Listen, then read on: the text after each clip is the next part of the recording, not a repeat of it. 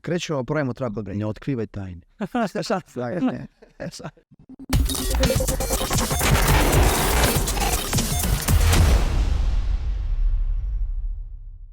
Dobrodošli u novu epizodu Freedom Music podcasta. S nama je danas dvojac koji osvaja i domaću i regionalnu muzičku scenu, a realno i šire, i pred kojim je definitivno jedna svetla budućnost. Filip Fišer i Nino Čelebić. Dobrodošli, momci, u našu novu epizodu. Drago nam je jako što ste ovde i da krenemo, a? Hvala na pozivu, prvo da. Vići, tebi je baš lako, znaš, ti se prezivaš Fišer i nisi morao nikada da smišljaš nikakvo umetničko ime. Pa bio sam prvo DJ Fish. Kad sam počinjao, i onda me jedan ortak, moj drugar iz Sombora, kao bio pozvano, brate, a što ti ne koristiš svoje puno ime i prezime kao za umetničko ime, a to tad nije bilo popularno. Da kažem da se koristi puno ime i prezime. Tako da me tako je moralo da piše DJ ispred, tako da sam negde 2007. ili 2008. postao ponovo bili Fišer, da. Vrati, znaš, bilo DJ Fish u ličnoj karti. To. Ja nisam. Nino, kako bi tvoje zvučalo neko? Ja sam bio DJ. To svako može odgovoriti na sve. DJ Nino zatvara Foam Fest na Slanini Jadi.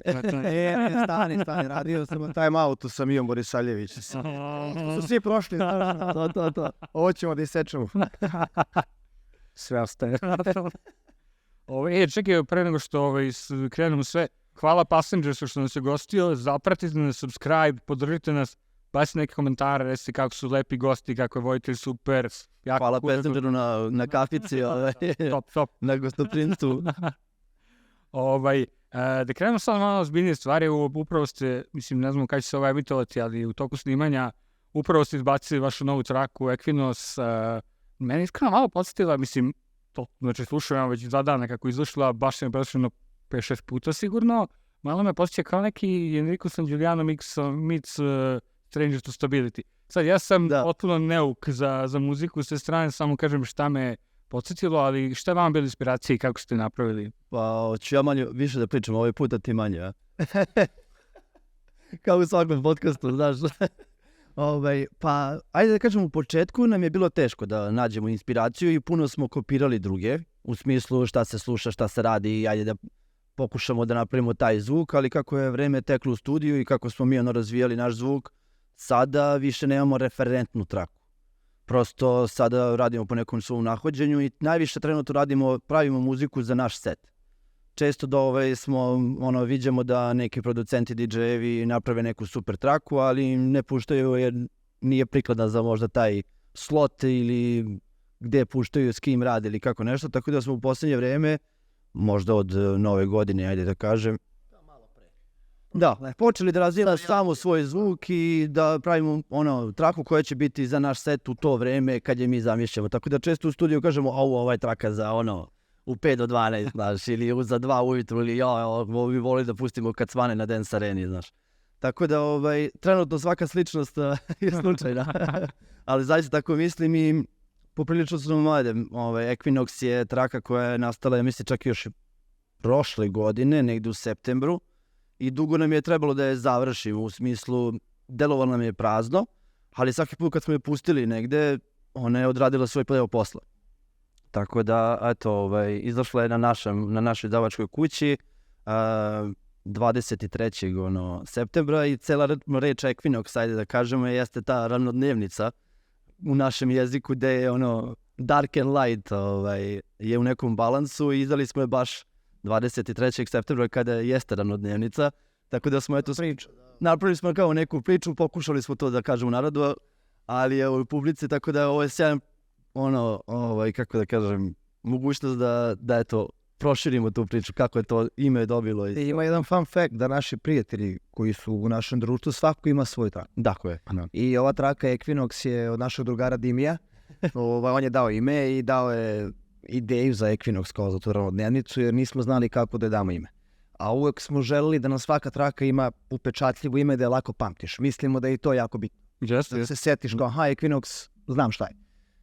Tako da, eto, dosta naših prijatelja ima svoju traku. Sad imamo jednu novu. Background music. Da. To je onako neki fun fact koji je onako baš dobar, da znamo kad pustimo ovo je Dimi. Onda kad vidimo Dimi u masi, to je moja. Kao Dimi, kao... Njemu je najlepše. Da, on diže ruke, ono, ovako, sad. Ali uvijek kada krenemo da radimo, što kaže Filip, kada smo pokrenuli projekat, bilo je kao u kom ćemo pravcu da idemo i onda smo, kao i svi koji se pojave na sceni novi, pokušavaju kao nekog da kopiraju. Znaš, kao, kopiraš zvuk, jer kao gde ćeš da izdaš, šta ćeš, ko će te zavrti. Onda smo skontali da je toliko nekako sve postalo isto da mi više ne možemo i da prepoznamo da li je to producent, da li je kao da jedan isti producent radi istu muziku. Dosta generički. Dosta je generički. Da, pa pogotovo melodic techno, žanr, ma napravi hard techno, ali sve neko svijet. Isti zvuk, sve isto, kao da jedan producent sve radi. I onda smo seli i dosta smo vremena u studiju provodili tražeći zvuk, igrali se. Sednemo, pravimo i igramo se, pa šta ispadne. I mislim da smo na dobrom putu, sad su ljudi već krenuli da prepoznaju naš zvuk. Da. I mogu da skontaju kada čuju nešto novo na žurci što im nismo puštali, aha, ovo je njihovo. I to je dobra stvar i ka tome smo težili, nismo želeli više da se prilagođavamo nikome, zato je Filip i došao na ideju, to je bila njegova ideja da odmah otvorimo naš label. Jer sve te neke nove trake koje su sad već stvarno i drugačije od svega što se pušta, jako je teško izdati. I uvijek nam je glavno pitanje kad završimo traku, ok, gde ovo izdati? Da. Neće niko da rizikuje da ti da šansu da izda neki novi zvuk. Ako ne zvuči isto kao... Ili ako nisi prepopularan producent, pa će da prihvate sve od tog producenta. Ajde kao... Tako je, ajde, ovo je dobar za ovaj label. Tako da se mi stvarno trudimo da eto, od početka... Ali ovo za Enrika što si rekao, definitivno mislimo da se drum kod vraća. Da je malo prošlo era hard techna u smislu, opet je postalo prezasićenost, melodic techno je otišao u nekom totalno, ne kažem komercijalnom pravcu, ali dosta pitkijem i za veći broj... Da, ali za veći broj slušalca. Nije na kosto underground. I sad skoro smo se zezali nešto, moja mama mi je poslala RG-a. Kao, vidiš što ovaj radi? Znači da je taj RG došao do moje mame skroz, da mu iskače njoj, ono. Ako ti mama pošalje nešto, znači više nije underground. Otišlo ADM, realno. Da, otišlo je neki novi ADM i to. Pre par mjeseci kad smo i kod onog traka koji imaju imena koje se lako zapamte, pre par mjeseci izašla i Feelings. To se na primjer zove Shen od Frankie Vaha. Se on prezove Vah ili kada se čita to? Ja ne znam, oni kažu Frankie Vah. Oni ne kažu to H na kraju u tom engleskom. Čitaj kao što piše. Da, a mi smo Frankie Vah. Frankie Vah. To je baš, to je jedno od retkih sad u posljednje vreme da nije na vašem labelu. Naprimjer, to izdanju je izašao i IDQ, ako sam... Jeste, da. Odlično. I to smo saznali tek kad smo dobili celu listu, kompilaciju. Tako da, nažalost, nismo znali da smo u komunikaciji. Feelings je totalno drugačije od njegovog. Njemu se traka svidjela, bili smo u komunikaciji, sreli smo se nekoliko puta. Ovdje kad je bio Heinekenova neka žurka u hangaru. Jeste. Ona je Silver, kad je bila korpo žurka, što bi se reklo. I tu smo malo razmenili kontakte, i njemu se svidjela traka, nismo vidjeli da je pušta, ali na Dance Areni kada smo se sreli i popričali još jedno, bio u fazonu traka vam je ekstra, ali nije moj fazon da bi ja izgurao, ali je uzeo za kompilaciju i rekao šaljite dalje šta god imate, tako da smo Frankie je baš trenutno gotivimo i kako se razvija i sa kojim artistima sve radi, sad je sa Kocin sam radio back to back, 3 ili 4 sata zajedno na Ibici i prosto mislim da je jedan artist koji je definitivno upcoming. Ajde malo pričam baš o svemu tome, ali kako mi uvijek volimo da se vraćamo na sam početak. S jedne strane imamo košarkaša iz Beograda koji živi sad u Novom Sadu, s jedne strane DJ producenta iz Sombora koji živi u BG-u. Steward. I kako, znaš, na prvi pogled kao ne spojeva kombinacija, zapravo kada čovjek upozna totalno neko idete jedno iz drugog. I kako ste uopšte skontali i krenuli da radite zajedno? I kako nije je krivac za to? Pa ajde, već smo 100 puta ispričali tu priču, ali nismo kod vas. Prosto, ceo život sam u sportu, ali sam isto tako i ceo život u muzici. Otac mi je profesor muzike, roditelji moji su držali Kolibri festival dečiji. Sestra mi je profesor muzike, zet mi je profesor muzike, ja sam završio muzičku školu, ali kao klinac kojeg vuče lopta, naravno, hoću napolje da idem, nisam hteo da idem u srednju muzičku školu. I košarka je već onako uzela maha i krenuo sam ozbiljnije, naravno, da se bavim time i živeo sam i u inostranstvu dugo i što u Nemačkoj, što u Brazilu, malo u Hrvatskoj. Naigrao se, naiternirao se, što se kaže, ali je muzika uvijek bila paralelno meni bitna sa sportom. Sve u slobodno vreme se vrtilo oko muzike. Uvijek sam znao da ću se vratiti, bavio sam se DJ-ingom ranije, čak i u jednom periodu. Ja Borisadović. Tako sam krenuo kao i svi na splavovima. Ali u jednom trenutku je bilo da li ću da prekinem to i da upišem produkciju, jer me jako zanimalo i onda je Ćale bio u fazonu, to možeš kad hoćeš, završi sa košarkom, imaš još dosta da igraš. I kada sam osjetio kad sam se vratio u Srbiju, kada sam osjetio da je vreme da nemam više tu želju i tu inspiraciju da toliko treniram i igram, bio sam u fazonu, znam šta ću da radim. I upoznao sam se sa Filipom i ja volim da kažem da je to stvarno neka vrsta sudbine, jer smo se mi skontali na prvu i da se s nekim skontaš na prvo, pogotovo kapiram da je njemu bilo mnogo teže jer je 15 godina sam. I 15 godina ima svoj fazon i neki svoj ritam i sad ti ušao neku u život totalno nov, gde ti odjednom s njim sarađuješ i praviš nešto totalno novo. Tako da kapiram da je njemu bilo teže.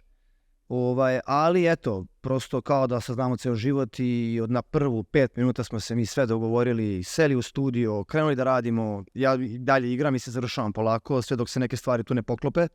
Inner Sense raste i jako se bavimo time, 100% smo sa energijom u tome. Ja u aprilu završavam sezonu i prosto neću više moći jer eto kao čekamo i te neke stvari malo veće da se dese.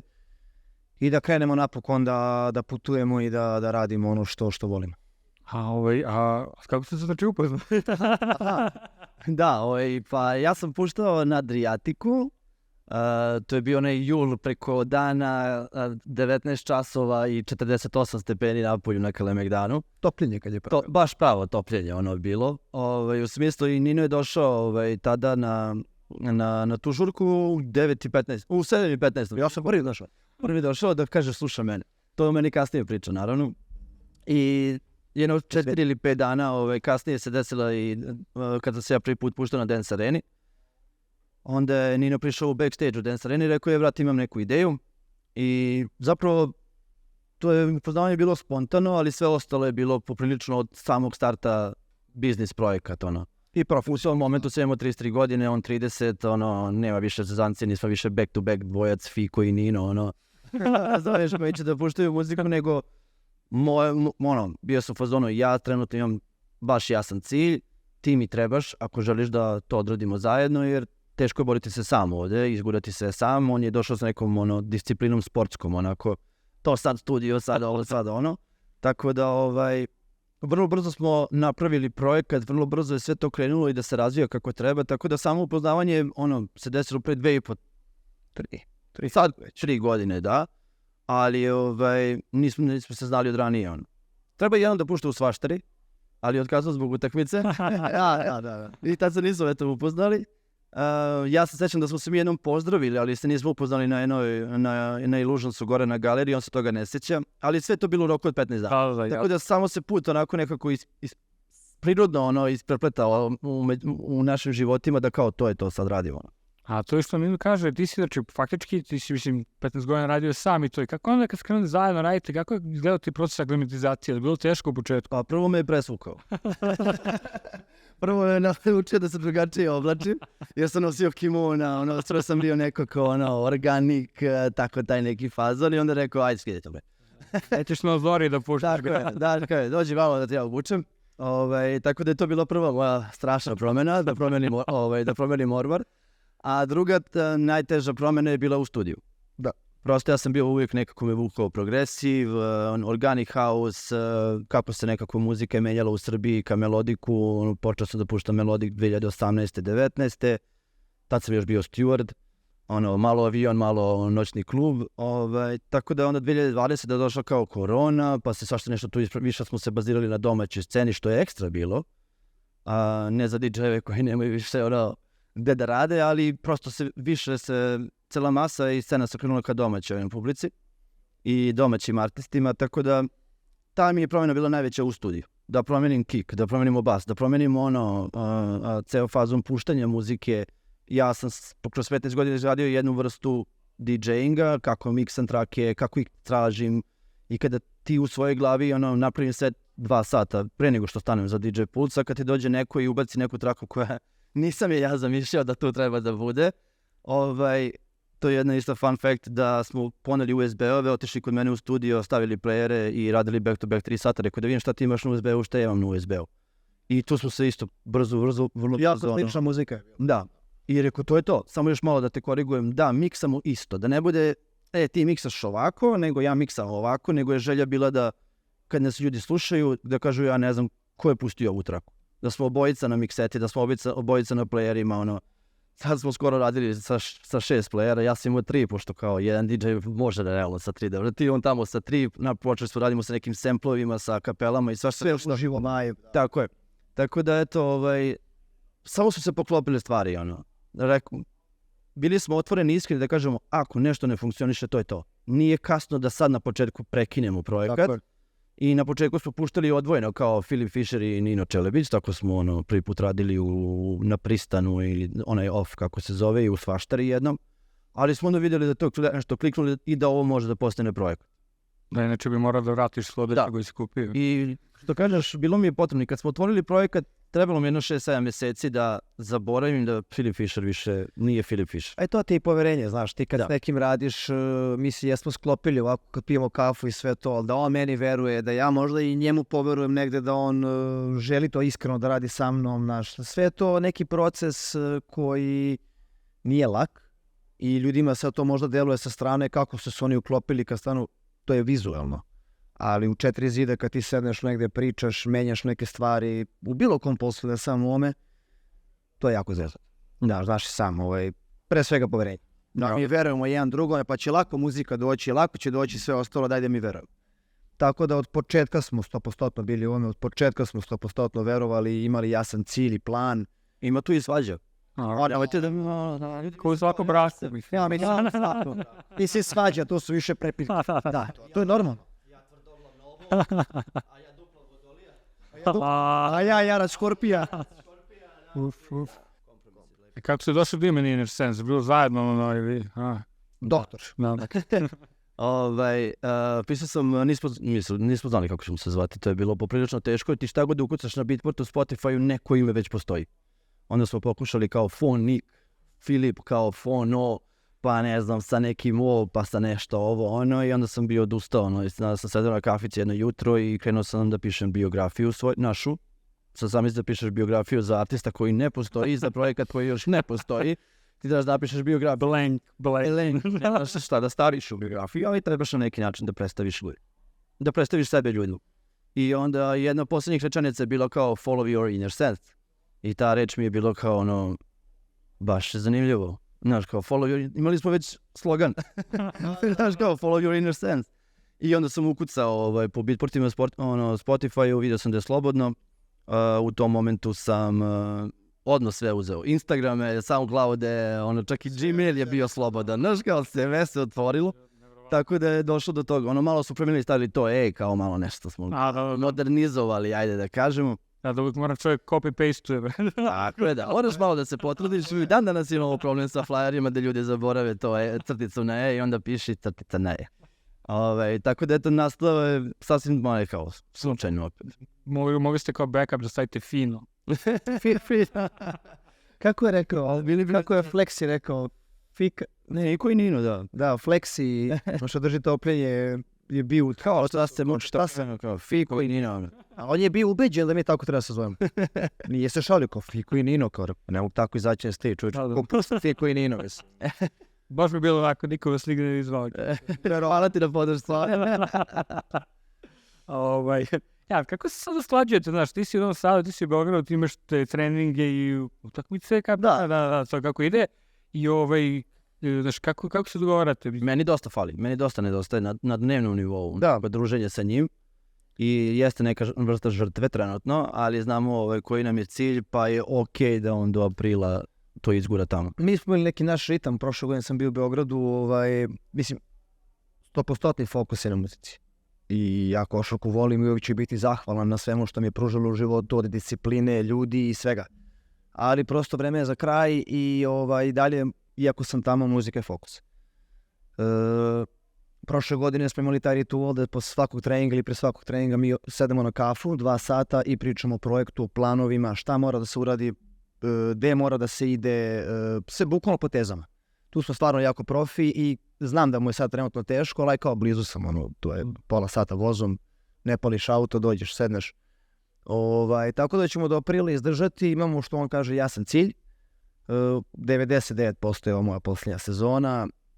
Moći ćemo da hendlujemo još jedno i drugo ove zime, ali se iskreno nadamo od aprila da će sve onako stati na svoje noge, kao što je i plan, i da će to krenuti... Da, napravili smo dovoljno traka do aprila, tako da, znaš, kao, ne moramo toliko više da budemo u studiju, sad je dovoljno da ja odem samo u studio, pošaljem njemu ono, kao šta misliš, gde hoćeš da idemo u kom pravcu i dovoljno je. I dolazi jednom nedeljno, tako da smo taj jedan dan nedeljno u studiju. Ono. Kakav je život u Novom Sadu posle Beograda? To me zanima. Meni prija zato što znate svi da je ovdje kompletna ludnica od saobraćaja i svega, i ja sam od uvijek i govorio da bi volio da živim u Novom Sadu, da nekako svaki put kad sam otišao... Privukao je to, vidiš. Pa da, makar na 6 mjeseci. Prije mi malo tišina, malo mirnoća, saobraćaj, neki disciplinovani život opet. Ali kažem ti, često dolazim, evo kao što sam došao i danas, nije mi teško, imam nekih prijatnih obaveza uvijek ovde, ali trenutno mi prija za glavu, stvarno mi prija. Malo sam se sklonio, ali mi nekad i fali, naravno, mislim. Da. Mene još ženu često ima te žute minute kad mi kaže, jako, što mi ne Novi Sad da živimo? Ja sam gledao film, bože mi sad, ne bi mogu iz ludnice ove da odem neko. Dobro, stvarno, ovaj voz je ludica. Ovaj voz za pola sata si tu, znači bukvalno, ovo meni kaže, krenuo sam ja iz svog, sa Novog Beograda, krenem iz stana i pokupim ga. Čovječe, ne... Nekad ja sam Mirjeva, dok sam živio na Mirjevu, da treba da se rađu u Novom Beogradu duže. Tako da, nije to više stvarno, tolika frka. Ne, Mirjevo je meni uvijek pakao kad treba da idem i kad treba se vraćam. To je zbog after je uvijek. Pogledaj kad treba se ide iz onu uzbrdicu, koju ješ ti... Mitar Uđića. Pa tu smo živjeli. I on i ja. Da. I to je kad izađeš na autoput, tu ne možeš da izađeš na autoput. Da. I treba mi sat vremena do Novog Beograda i ja vozom stignem iz drugog grada do Beograda. Još je meni celu se bako sveći kad sam dobio vozačku dozvolu pre 2 godine. Da, kad se jednom vozio i znači cijelo gužva, ideš na stani i si vozio. Ti na vagi, jel? Da, na vagi sve vreme dođem do vrha i ugasim mi se 3 puta na vrhu, ko prokleta ulica, znači prokleta. Ali da nastavimo dalje, Nino, ti si znao da sviraš klavir, koliko to pomaže u produkciji, na primjer? Sad već mnogo, zato što sam se vratio. U početku mi je bilo malo teško, pa sam cimo i tatu i zeta da sede sa mnom. Da, ozbiljno, čali da me vraćaju, ja sve što čujem mogu da ti odsviram, ali mi je bio problem čitanje note, zaboraviš, znaš, nije to, imaš bas ključ, imaš violinski ključ, imaš levu ruku, imaš desnu ruku. Sad je već to mnogo lakše, jer ljudi koji to kao nas prate vide da dosta klavira ima u našoj muzici, u Feelingsu i nekim drugim trakama. Tako da jako mi je drago da smo to malo ubacili, da smo dali taj neki touch, malo emocije. Na kraju danas smo obojica sluhisti i onda kad se radi neka harmonija ili nešto, čujemo, ova nota nešto. Da vidiš da ne ide. Da. I onda kada nemamo klavir u studiju, imamo običnu klavijaturu MIDI, ali je dovoljno da ti nekako, njemu nekad lakše, ja crtam tamo po MIDI notama, a on je u fazonu, daj mi tu klavijaturu da vidim koja nota zapravo ide. I onda on drži tu notu dok je ja nacrtam. Da. Sinhronizovani. Da. To sam baš da vas pitan, koja je raspodela zaduženja kad radite na... Ja sam kliktač.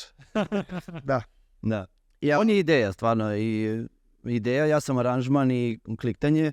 I volimo da kažemo da imamo gradu na kraju dana. Grada koji polišuje celu traku. Kad grada nema vremena, tu je Alex BPM ili neko već drugi koji već da naš zvuk ne menja previše, ali doda neke stvari u ritmici, u groovu, malo zategne bas, kick i tako nešto da neki zvuk bude... To su neke stvari koje ti više ne možeš da čuješ, toliko puta slušaš, praviš muziku da ti misliš da to to. Tako da ideja da on je lik koji mi je šalio, evo, sinoć mi je slao. Tako da onda ja kao poslušam, kao Nino, ovo ne može. A ja ubeđen da može. I onda to kao dobro probat ću. I poprilično je teško kliktati kad smo dvojica, jer onda on mora da ćuti jedno 15-20 minuta, ne može da ćuti 15-20 minuta. Jer rekao, Nino, sačekaj proces, razumeš, ne mogu ja, treba mi ovaj zvuk. A tu ja ne nađem taj zvuk, dok ga ili ne napraviš, ili na nešto, ili dok ga ne uklopim, znaš, Žako ne strpljiv. Onda prođe 10 minuta, rekao, brate, treba mi taj zvuk, pa čekaj ali što, treba mi taj zvuk, ja kao kliknem, treba Ninu taj zvuk. Pravi bračni par, to je to. Da. Da gledalcima bude bliže. Da, to je to. Tako se. A koliko traje, mislim, ja sam duduk za produkciju, a verujem i dosta naših gledalaca, bit će uskoro i slušalaca, Bože zdravlja. da prebacimo sve na ovaj Deezer i Spotify. Koliko treba, na primjer, da se napravi jedna traka? Mi hoćemo da završimo za jedan dan. To je cilj. To je cilj. Jer sutradan, i fora nam je sutradan, na primjer, da je preslušamo, mi to kažemo do prenoći. I onda da je preslušamo sutra, ako se ja sutradan ne sećam melodije koju sam napravio, kako će neki slušalac. Tako da gledamo da je završimo u jednom danu core ideju. Sve ovo postalo zna da se razvuče po 6-7 meseci. No, to je fine tune. Tako je. Moraš da skratimo ovaj. Vidiš, ovaj build up drop nije radio na master. Šta možemo da uradimo da se to promijeni, Tako da... Puno testiramo, znaš. Mi napravimo da možemo da puštamo. Pa da. I puno naših prijatelja testira. Da. Kod kuće, SoundCloud link, slušaj. Pošaljemo njima, stvarno znaju. Radi me, ne radi me, ravna je, nije ravna, previše, znaš, izbacio ovaj zvuk, ubacio ne zvuk. I stvarno ih slušamo. Zato što na kraju dana su ti oni bitni, znaš. A kom procentu, na primjer, toliko vaših seta eksperimentišete s nekim neobjavljenim trakama? Sad tamo. A stalno, da. Sad već 10 do 12 idejeva imamo u setu, da. Što emotivniji, što bangera nekih, što... Da. A kako je, dobro, vidiš, to sad ste mi dali ideju za pitanje, kako je, znaš, koji procenat, da li kreneš s nekim bangerom, da li kreneš emotivniji ili banger pa emotiva, kako volite, kako najviše volite? To je dobru stvar, krenuo da radi i mene naučio, i krećemo, pravimo track od breaka. Ne otkrivaj tajne. Krećemo da pravimo od breaka, lakše nam je. Ranije smo kretali od početka i skontali su da nam je teško, ovako od breaka... Čekaj, pričaš za produkciju ili za DJ set? Za pravljenje trake. Da, znači generalno vaša traka, a onda, ne, mislim, jedno i drugo, znači trake do seta, eto, jedno i drugo. Pa to, da, krećemo od breaka i tu napravimo break, melodiju, ako treba neki vokal, klavir, pedovi, neki layer, šta god, i onda napravimo odatle drop. I onda odatle, kada to imamo, pravimo ceo prvi deo trake od 2-3 minuta. Aranžmanski, širski, da. Tako nam je lakše. Tako smo se sad nekako i uvezali. I tako sad i pravimo trake za naš set. Da. Aha, i onda dobro dođe set i upoznamo ste, kako ću da izvozam ovu masu.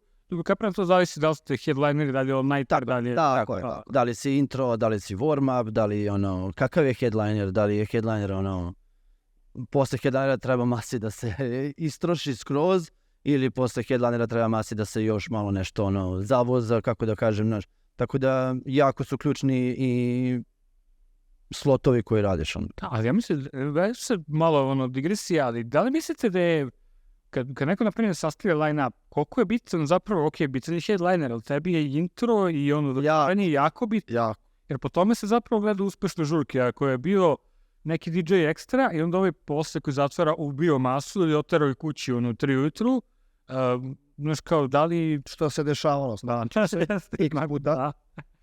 Da, nekada primjeri taj DJ i ovaj headliner smori, onda ovaj izvuče maksimalno i to se mnogo puta. Ja nekada nisam, malo sam previše subjektivan, ne mogu da budem objektivan jer sam DJ 15 godina.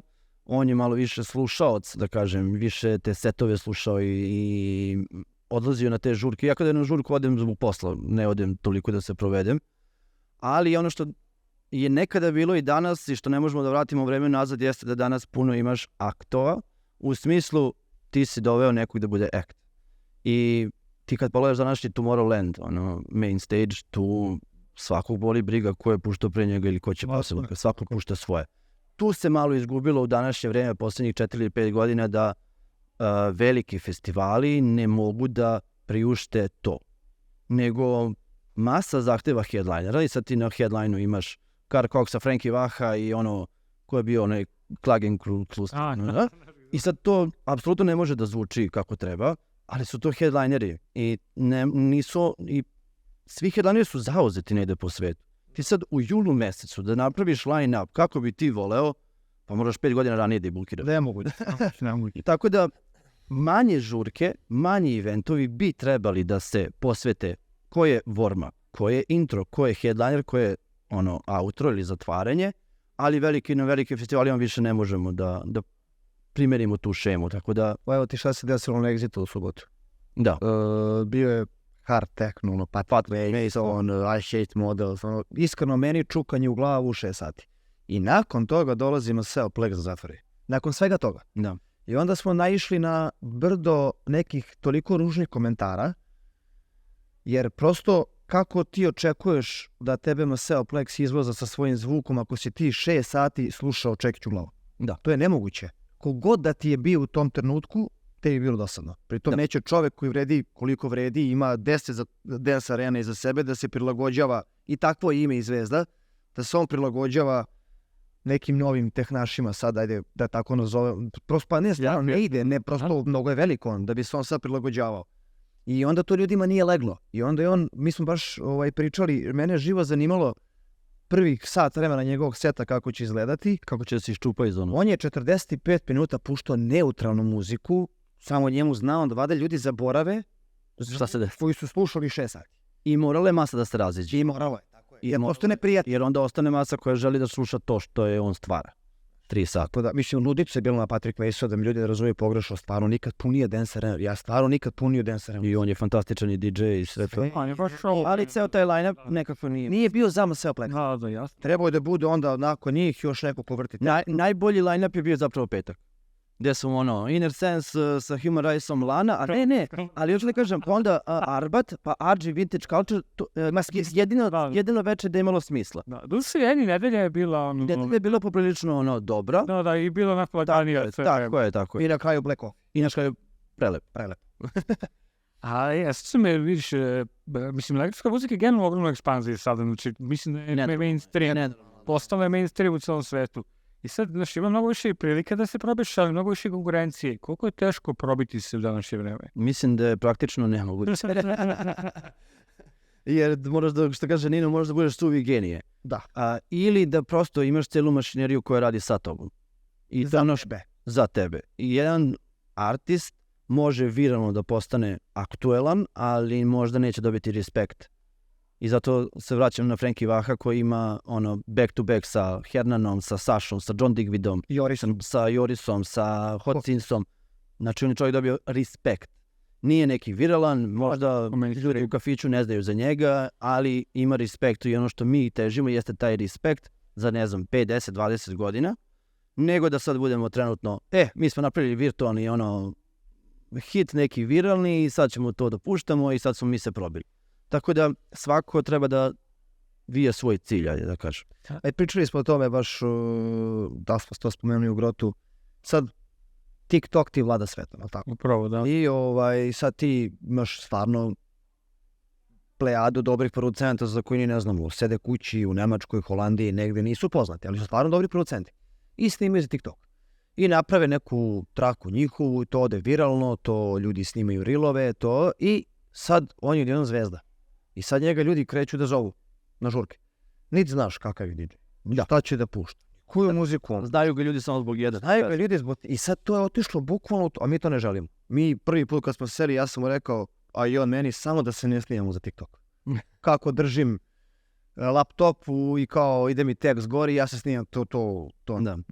Nijedan ozbiljan DJ to ne radi. Opet se vraćam na to kad smo seli prvi put da pričamo, ono, pitanje je bilo hoće da idemo lagano, temeljno, korak po korak ili hoćeš brzo. Hoćeš brzo, daj, nađemo 100.000 evra, napravimo nas zvezde za mjesec dana i završili smo posao. Ali nećeš imati publiku koja razume šta radiš.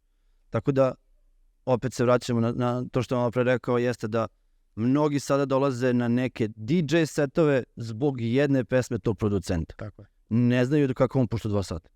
Ti na Instagramu, TikToku vidiš 30-45 sekundi build-upa, dropa, ludnica i misliš da će on da napravi ekstra 2 sata set. Tako da jako malo viđemo extended setove sada. Mnogo mi smešno što sam bukvalno to sve htio da pitam sledeći oko TikToka. Mnogo prekini nas neke slabo. Ne, pa to je to samo. Mnogo ti sad kad vidiš ko se radi extended setove, stvarno i dalje rade DJ-i, producenti koji stvarno znaju muziku. Da. I koji znaju da prilagode set. Jesi video, ne znam, daću primjer, lupiću sad, ne znam, Masano, Rivo, neko god da radi extended set. I ja to nisam vidio. I dalje ga radi Solomon. I dalje ga radi Joris. I dalje ga radi neka starija garda, to su stvarno DJ-evi, ljudi koji tačno znaju 8 sati šta će puštaju. Da. On ti izvrti 65 žanrova i ti ne znaš gdje se nalaziš. A sve se poklapa. I on to ništa nije spremio. Ne možeš ti 8 sati spremaš set. Da. Možda je spremio prvi sat vremena da možda mu bude lakše posle da prati publiku kako ide. Gledali smo Jorisov set 8 sati iz Londona prošle godine. Ono je ludilo. 8 sati čovjek pušta muziku iz jednog žanra u drugi, meša, to sve uklapa se sve. Tako da mislim da je to u stvari poenta ovog posla i poenta svega, mada živimo sad u vremenu da je se to malo izgubilo, da je poenta samo da odeš viralno i postaneš popularan. Nije da to ne želimo. Ja to ne želim. Ali želimo da budemo spremni kad to dođe. Tako je. Ono, Ljudi kažu, oni su to zaslužili. moja filozofija jeste da se sa produkcijom probijaš, sa DJ-ingom opstaješ. Tako je. Ako praviš dobru muziku, ideš u dobre slotove, ako si dobar DJ, ostaješ u dobrim slotovima. Tako je. Nećeš se zadržati godinu ili 2 dana i da neko zaboravi za tebe, jer je došao neki novi klinac, jer si ti izgubio svoje verodostojnost jer ne znaš da DJ-iš. Tako da, jako je usko povezana produkcija sa DJ-ingom i volim koji su DJ-i postali producenti jer drugačije gledaju na produkciju, a producenti koji su DJ-evi, oni su zapravo koncert DJ-evi, da on ispušta 2 sata muzike koju zna, koja je u njegovom žanru, ne beži žanrova, sve vrti i onda 2 sata izgleda kao da je jedna traka. Jasno, potpuno. Što sam kad pričam drugo, Idite slobodno. ali što misliš o domaćoj sceni sada? Kako je stanje kod nas? Šalim se. Pa ti rekao da me ne piraš. Su rekli na kafedru. Nemoj to da. Malo vrti, malo... Pa znaš kako, Budi se scena, jedan deo scene se uspavao, možda malo starija garda treba da se vrati. Verujem da je starijoj gardi teže da se vrati zato što mlađa publika ne poznaje njihovu muziku. I onda kada čujemo, na primjer, Marko Španac ili neko ko vrti disco house, funk, ljudi koji su uspešni jako u svom žanru, a da nemaju gde da vrte to. Dugo su tu, znaš. Da, Gramofon G je sad skoro bio ovde, da prosto ja mislim da stvarno neki ljudi ne znaju ko su oni. Pa ne znaš. Znaš, tu bi volio da se oni umešaju ponovo i što bi malo pre sam na kafi rekao, mi smo izgubljena generacija, mi smo preskočena generacija, da smo mi pratili šta oni rade i nama je bilo važno da mi puštamo u hangaru, to je bilo ogromno dostignuće da ti kao DJ puštaš u hangaru. A danas će neki klinac napraviti hard techno i puštat će se u hangaru i bit će 5000 ljudi i oni se isto svađaju. Vi sad možda kao ne znate, ali ja imam DJ školicu, Perfect Pitch i tamo dolaze mnogi DJ-evi, početnici i oni vide preslikanu sliku nekog neslaganja ko je zaslužio, ko nije zaslužio. Prosto, zašto kažem da smo preskočena generacija? Zašto smo mi pratili neke stare modele napredovanja i onda su došli neki klinici koji su rekli, boli me briga za to tvoje napredovanje. Odu da snimim video i ja sam popularan i preskočio te, uzeo tvoj slot koji si ti radio 10-15 godina, a on ga je uzeo zbog 6 mjeseci rada na Instagramu. Tako da, zato smo malo preskočena generacija, ali opet sa tim nekim radom dobijamo publiku i volim da kažem da je naš Instagram, Spotify 25 do 34 godine, kad gledamo na Insights i sve, da gađamo baš publiku koja sada sluša i prati šta radiš, nismo trend DJ-evi od 18 do 24 da je samo trend, nego gađamo malo ozbiljniju publiku koja je, da kažemo, i potrošačka publika i koja će da ti plati kartu i plati VIP 100 i da dođe na event i da isprati to što radiš i kad radimo all-nightere dođe od početka do kraja. Tako da je to, ja mislim, ekipa koja je starija. Znaš kako, do skoro smo kao, znamo da smo prihvaćeni, osjećamo to i stvarno uvijek se zahvaljujemo ljudima jer svaki naš all-nighter je pun i ljudi stalno pišu i kad ćete i gde ćete. Mi smo više u Novom Sadu nego što smo ovde. Tamo smo... Ali tamo smo gosti. Tamo smo gosti, da. Sad više nisam. Do skoro, sad smo domaći. Do skoro smo se kao brinuli da li idemo u dobrom smeru, da li je to sve tako kao što izgleda, taj ceo hype i oko nas i oko muzike i stvarno odoživjeli smo, Casablanca je završila svoj nastup i dok su pomerali njihovu opremu i sve, mi još nismo izašli, dobili smo takav aplauz da sam ja tremu imao po prvi put u životu. Krenuli se da vrište ljudi u backstage-u s publike, ajde vas čekamo i stvarno ja se okrećem kao Filip, brate, imam tremu. Stvarno. Ali kad sam skontao da idemo u pravom smeru jeste to kad je nažalost all-night tunel open air što je trebao da se desi, 2 put bio otkazan, prvi put zbog stvarno tragedije koja se desila, drugi put zbog kiše i kada smo...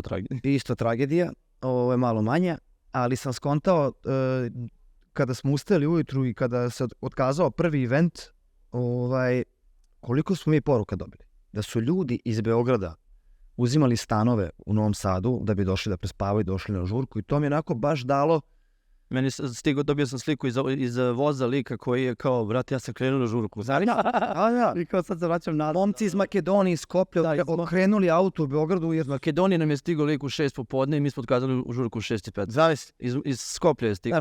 To je stvarno kao domaći artist to da doživiš za 2,5 godine, da ljudi jedva čekaju taj open air tunel i da su se toliko smorili što je otkazano i da smo mi saznali da je prvi tunel bio sold out, nakon 2 nedelje trebao da bude i taj je bio sold out. Na kraju zbog kiše, nažalost. Mi smo toliko slomljeni bili stvarno, ja sam nisam razgovarao ni sa kim ceo dan. Baš smo se smorili, stvarno. Ali bukvalno te poruke su ti bile kao, dobre, radiš dobar posao. Biće nova žurka, Biće srećem još mnogo žurke. Naravno. A to ti daje neki push. Naravno. Dok ne porastiš, još to ti daje neki push, pogotovo kao domaći artist od domaće publike. Što je stvarno da li poruku nekog stranca. Kako je rekao Axwell, slušali smo podcast neki Swedish House Mafije, smatramo ih verovatno jedan najvećih ikada. I Axwell je rekao, kako je rekao, koliko je teško. Da, moraš da prvo uspeš preko da bi uspeo kod kuće. I to je to. Stvarno to jeste matematika, da prvo moraš da uspeš preko, da budeš prihvaćen na velikoj sceni, da bi te domaća publika bilo u fazonu, svaka čast, znali smo mi da ćete vi da uspeš. Znači ti odeš preko, napraviš preko i onda kao sad ti kući zvezda. Ali kod nas je stvarno obrnuto, stvarno su ljudi od početka bili uz nas, uz projekat. Super su se ljudi sklopili. Stvarno. I super ekipu imamo koja nas prati i uvek je puno i uvek se trudimo da damo dobro. Sad imamo problem sa kartama, svi hoće na guest list. Da, to je uvijek problem, ali to je uvijek problem, da. Baš kada se vratimo kod tog internacionalnog i prvo toga, vi dosta plasirate se i na Beatportu vaše trake i svuda. Mislim, pričali smo baš i s Mellerom o tome, ali ajde malo s vama, ima leba od toga? Ima dok kad pređeš granicu. Znači, dok ne pređeš neku granicu, jako si nezadovoljan sa svim ti stvarnim, ali kad pređeš granicu, ozbiljno je lova. Mislim, pričao Gramofonđe baš o tome. Znači, to je ozbiljno lova posle. Jeste to mali procenat, ali ti danas ne možeš bez toga i moraš da prihvatiš to i ako radiš na tome, kada pređeš granicu od 1 milion redovnih slušaoca, to je već ozbiljna lova. Mislim, ozbiljna lova, ne koliko zaslužuješ, možda, ali evo, skoro je Richie Hawtin pričao o onome A-Slice-u, kako je to bilo za artiste i nije podržano većine. Tu je problem. Mala underground sredina, da kažem underground, ne znaš za taj iSlice, znači majority ne zna za iSlice šta je to, ili Bandcamp, ili kupovina traka da direktno ide artistu, ne nekom Spotify, ne nekom Beatportu, ali pošto je majority na Beatportu, Spotify, na primjer ti Dal ili Deezer daju mnogo više para od Spotify, ali ti na Deezeru ne možeš dođeš do 1 milion pregleda. Tako je. Razumeš? I sad ti šta da radiš? Ja ću raditi od Deezera više, ali ako mi Spotify brže dođem do 1 milion, jer su svi na Spotify-u, pa moram da gorem. Imaš Tracksource i na Tracksource su onaj prvi. Sad je skoro jedan momak iz Novog Sada prvi na Beatportu, radio sa Miguel Mixom u Deep House-u. Ja mislim da to je baš nezapaženo prošlo. A da je neko bio prvi na Beatportu, to je već olimpijada. Da. Tako da tu je razlika. Jako je teško ući to, mi što stalno pričamo, izvinite ste prekinuo.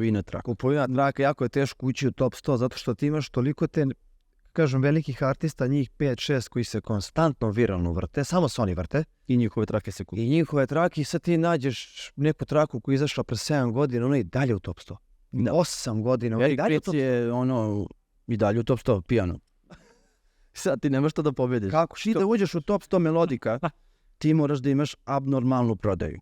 Da. I ljudi, na primjer, u manjem okruženju, da kažem manjoj državi koja nema kulturu kupovine traka kao što ima Nemačka, Francuska, Engleska, ako artist dolazi iz Srbije, naši ljudi ne kupuju muziku. YouTube downloader, bre. Čako je batke, razumiješ?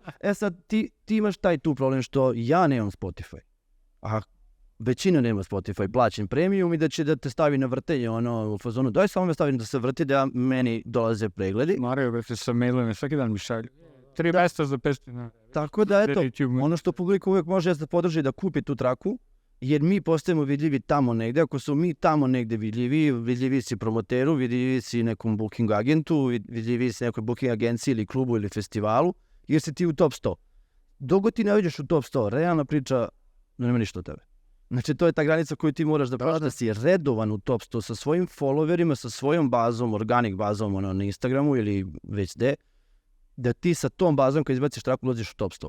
Mi danas šaljemo drugarima kupite traku, pa mi oni šalju kao dokaz. ko će na guest listu mora da kupi traku. Tako da, opet se ti snalaziš nekako i ljudi nam kupuju traku i podržavaju. Sad su to već, opet kažem, ekipa od 24 do 35 koja može da priušti $250 da kupi traku. Jer tu je trenutno problem Srbije i regiona koja ne radi to. A mi nemamo tu kulturu. Znaš kad ja na primjer kažem, ja hranim 20 porodica svojim Netflixom, Disney Plusom i znaš ono... Ja još uvijek koristim od drugarice koja se predstavila u Norvešku pre 6 godina. I kao nisi, znaš, recimujete ljudi je kao, brate, to je ono, bukvalno jedno pivo ili šta već. Trafici šta kupiš, brate. Kafica. Da, i kao 500 kinti mesečno, znaš. Pogotovo kupiš traku, tako nešto, mislim, nije, jedno pivo na žurci ti gošta sad već tako. Da, mi nemamo naviku, ni aplikaciju. Naviku bude povezana sa tim da ti odeš to klikneš, kupiš, buy, support, to mi nemamo naviku. Follow. To je stvarno navik. Ti na žurci imaš, ti na žurci imaš 2500 ljudi, a pratite 3000 ljudi. Zašto ti 2000 ljudi koji su sigurno žurci ne prate neki kanal, stavi ga na mute ako neće da ga gledaš, ali ga zaprati. Ti da, mislim, realno da živiš u Beogradu 2 godine da praviš projekat i da nemaš 50.000 followera, dođe neki lik iz Sao Paula, otvori profil i tamo mu se skupi 20.000 ljudi. Preko noći. Tako je. Ti danas imaš drugi problem jeste da će stvarno klubovi i stvarno neki festivali dođu pogledaju pošto imate 3000 pratilaca. Who cares? Kako je vas zapravo? Da Nino poslije se liči brok. Tako. Da neke dečka. Jeste to ružno što se na sceni dešava, ali ja razumijem drugu stranu biznisa da neko kaže ali ja vas ne mogu da prodam sa 3000 pratilaca. Ima istine. Ima istine, bolna istina koja danas art se gleda sa time da ono... Šta njega briga? Koliko pratilaca ima? Da li si ti uradio prelaz kako treba, da li si ti kliknuo ovo, da li nisi da play, da li ti vrtiš na 6 playera ili ti je snimka set. To stvarno više, mislim, na žalost. Vidljivost. To je jako žalost. To je tužno. To je meni iskreno uvrede za DJing i za elektronsku muziku. Za neke starije ljude koji su se stvarno borili za elektronsku scenu, pričam za old school ljude koji vrte i dan danas uživo i na pločama i sad smo došli do toga, pa neko dođe snimi set i kao, ni ne klikće ništa, opet je to biznis. To je biznis. To jeste, mislim, sad je sve u tom, mislim, marketing je jako bitan danas. Najbitniji, čekaj, u kom biznisu nije bitan. Da. Znači, ja uvijek kažem, u školici govorim, tvoj Instagram je tvoj izlog. Ako ja dođem i kliknem na tvoj profil, u prve 3% mora da ti bude da si ti DJ, da si ti uradio neki set i da si ti izdo traku. To je prva 3 pinova posta koju ja želim da vidim kad uđem na tvoj profil. Ne psa, mačku, tetku, da si ti bio na putovanju ili nešto. To su tvoja 3 posta i to je tvoj izlog. Da bi ja ušao dalje u prodavnicu tvoju, moram da vidim šta je u izlogu. To su tvoja 3 pinova na post. Tako je. I to je ono, mora se raditi na marketingu, uvijek se radilo na marketingu. Ja, mislim da Pitch Perfect, mislim, bila i Lea kod nas. Jeste, Lea ima, ja da. Pitch Perfect baš dobro radi i vidim da se svi ti mladi DJ-evi koji su tu, onako dosta ih ima, pogotovo ne znam u Novom Sadu na Green Lavu i tako nekim eventima. Pa oni uspevaju da ih guraju, prosto ono. Mi još uvijek nismo došli do tog momenta da ja mogu da kažem drugom festivalu, mi se još uvijek borimo za naše mesto, ne još da kažem, ali pobišću još 2 drugara. Tako da, dobri su, znaš kao, dobri su momci, znaš. Ali uspemo za neke manje žurke. Uspeli smo da ubacimo sad u Mami Kult, negde gde možemo da ubacimo, čak i ja i Nino da budu warm-up naš ili closing ili nešto. One su trenutno duže na sceni, duže su poznatije, da kažem, i mogu da upravljaju sa tim stvarima, tako da oni baš lepo pomažu, ono. I sa savjetima koji dobijaju tamo, mislim da je to ključno, ono. Pa jeste, neko opet, moraš ljudima da si priliku, znači nije onaj cilj da jedna grupa drži monopole, sad ćemo mi da vrtimo, nego treba dati mlađima. Kad kažeš monopol, to ti je sad generalno svuda u svetu kad pogledaš. Mi konstantno pričamo o tome, svaki veliki artist koji sad ima i svoju žurku, znaš o čemu pričam, da li je to Afterlife, da li je to X, da li je to Dynamic. To i oni imaju svojih 5 artista koje su otkrili ili rade, sarađuju sa njima ili im selektuju muziku i kao ajde vas ćemo da guramo. Jer one su jaslice. I sad tu nema prostora. Jer će taj DJ da nosi zvuk dalje. Tako je. Ti si možda bolji tehnički i muzički, u svakom smislu si bolji, ali prosto kad te drži veliki artist i kad te gura, ti tu nema šanse. On je super, to što uvijek paralelu, sportsku paralelu, razumeš? Da li si Ajax ili si Real Madrid, razumeš? Ajax je dobra, poznata fudbalska škola, razumeš? I iz Ajaxa idu ljudi u Real Madrid, Barcelonu, Manchester City. To je tu. I sad, ono što smo trenutno izgubili na sceni, jesmo izgubili izdavačku kuću koja je Ajax. Tako je. Znači, imaš izdavačku kuću koja je Spektrum, kod Joris Forna, da izdajemo 2 trake, pričat ćemo o tome. Ljudi ne znaju šta je Spektrum. ali znaju šta je Afterlife. Mhm. Druga strana publike ne zna da je Afterlife izdavačka kuća, nego misle da je party brand. Te više ide opet, jer realno na kraju dana... Ali radimo nove podcastima, nove edukacije. Upravo. Tako je, da. I zato uvijek kad ljudi malo nešto nauči toj sceni, jer nije scena, jer opet kažem, baš zato što je toliko postalo mainstream, ti imaš pola ljudi koji i ne znaju ko pušta, nego šta ima večeras u hangaru, ili ima, kad kaže, ili ima nešto. Ali još ti kažem, zašto smo prihvatili ovo i zašto radimo na ovome, jeste ti danas kad uđeš na YouTube, ja ne znam koliko video snimak ima tamo, milijarde. Ti kad ukucaš DJ intervju, ne zađe ti 15. To je. Mi kao u fazonu želim da se edukujem, nemam gde. Znači imaš electronic beats u Berlinu, imaš možda malo mix mag, po 10 minuta, ali to su sve nešto, nema prave edukacije da bi čak i masa otišla i pogledala kao, ajde čujem što dešava to. Nisam samo slušao, sad želim da od običnog ravera ili običnog klabera pređem u, ja malo znam više o ovome. Tako da sad polako prelazim ta neka ekipa, 22, 3, 4, prelazi u ekipu, želim da čujem više prosto opširnije šta se dešava u elektronskoj muzici i kulturi. I složit ćeš se da je sada ti elektronska muzika, ajde kao gledam kod nas na sceni, to ti je sad nova kafana. Hangar ti je nova kafana. Yes. Ti ga pogledaš. Realno. Yes. I tu vidiš ljude koji srećeš ih i na domaćoj muzici, srećeš ih i na, znaš, stvarno je tako. Ne znam da li smijem to da kažem, ali sam se zgrozio ko je sve bio na Tejrović. Da, mislim. Razumeš, to su od Brene do Tehna.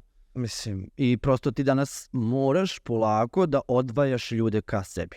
Znači da ih filtriraš kod sito i rešeto i da kažeš važi, ja želim da imam 2500 ljudi, ali prvo će biti 50 pravih slušalca, pa će biti 55, pa 60, pa 100, pa 200, pa se napravimo napokon jednu žurku da je 2000 slušalca. A ne random ljudi jer su dobili kartu, jer su Mislim, to nije ni uvreda, samo nije uvreda. Samo nije jasno kako možeš to. Ideš kao u hangar, slušaš totalno drugačiju konekciju sa muzikom. Da. I onda kao završiš u areni na... Tako da su ključni klubovi, manje eventovi gde se pronalaze ista skupina ljudi, slušalci iste muzike, da će da kažu, tamo idem ja jer tamo više pripadam, otiću ja i u hangar na veliku žurku da su svima javim da sve to, da. Ali u klub idem da uživam u 6 sati iste muzike. Da. To jeste. Sa istim ljudima oko sebe, koji znaju zašto su došli. A na primjer, kad se sve prebaci na internacionalnu scenu, kako vam delo da tamo? Duše je tamo mnogo veće sve i onda imaš kao više... Ja imam jedno malo iskustvo od pre korone i sad iskustvo kojega više nemam. Ok, pre korone malo ljudi zna, ajde koristit ću ovaj priliku da sam puštao u Miami, u Sao Paulo, New Yorku, Brazilu, Rio, Izraelu, ne znam, Dubaju, Amsterdamima, ne znam da nisam puštao pre korone. I onda je došla korona i promenila je turizam, muzički turizam. Da ti više zbog nekog artista nećeš otputovati do Budimpešte. Nego ćeš sačekati 6 mjeseci da će taj artist da dođe kod tebe u tvoj rodni grad. Ili tako? Znači sad si vidio, ne znam, Maseo Plex dolazi u Budimpeštu, bukvalno dobro, ali bit će sljedeće godine u Srbiji. Slušao sam ga već tako je. Znači izgubio se turizam dok sam bio u Air Srbiji, dok sam radio u Air Srbiji, sam bio steward, mi smo imali grupe ljudi koji dolaze iz sveta da dolaze na clubbing u Beograd.